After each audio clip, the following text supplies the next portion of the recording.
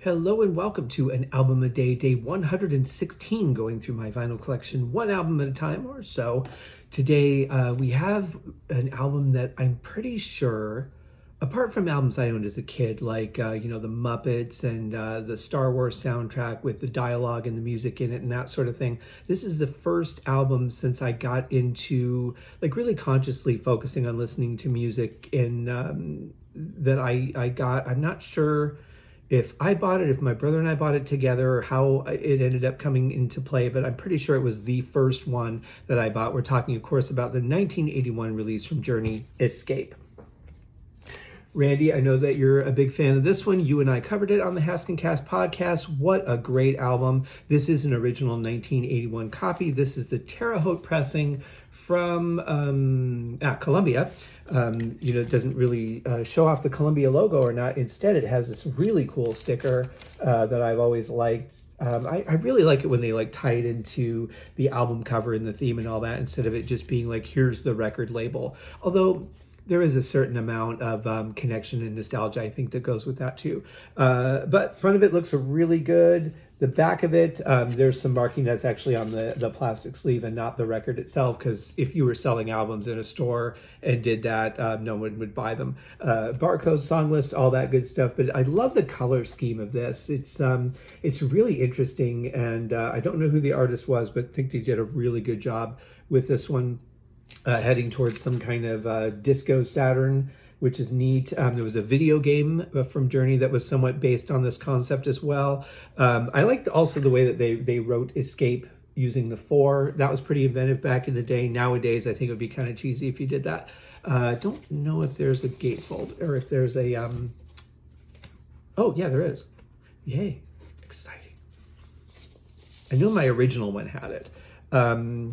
And so here we have all the information on the album. Then here we have a picture of the band and their little imaginary shuttle thing. Really cool, actually. And I like that they actually labeled all the people in the band so you know who everyone is, instead of it just being a picture of the band and going, I wonder which one is the drummer. I wonder which one is the keyboard player. Because this is really, this is pre-MTV, if you think about it.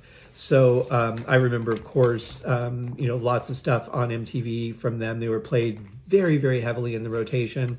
But let's talk about the music, as always. And if you guys listen to the Haskincast podcast, you know how I feel about this album. You know how Randy feels about this album.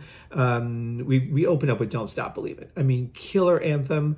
To this day, it really holds true. It's something that I think you should just listen to every once in a while. A great way to start your day, too, if you need a good setup song for your day when you first wake up.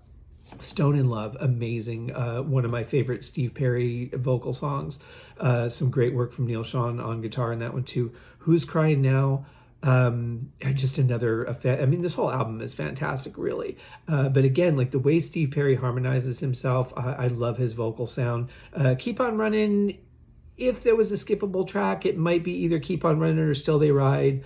Probably my least listened to tracks. Not bad tracks at all. Like I said, everyone is a gem, but of what's on here, probably my least listened to. Side 2 kicks off with Escape, killer track, goes into Lay It Down, another killer track. Then we get to my actual favorite track, which was not a single, it's Dead or Alive. Love the way that they keep inverting the beat back and forth. Really cool and just fun track to listen to. It's got a great energy, great tempo to it. And as a drummer, it's a nice little challenge. Mother, Father, killer song. And we end with Open Arms.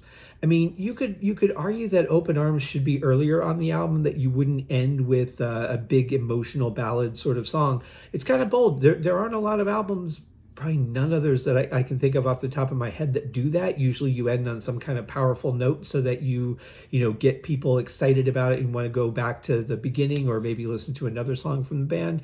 Open Arms is a really interesting closing track, but an excellent one of their best. Another really just emotional. It's been used for all kinds of romantic movie and television show montages and that. Really, really cool stuff. But great album, you guys. Journey, Escape. Check it out. 1981. Every song still holds up to this day. We'll see you guys tomorrow. Cheers.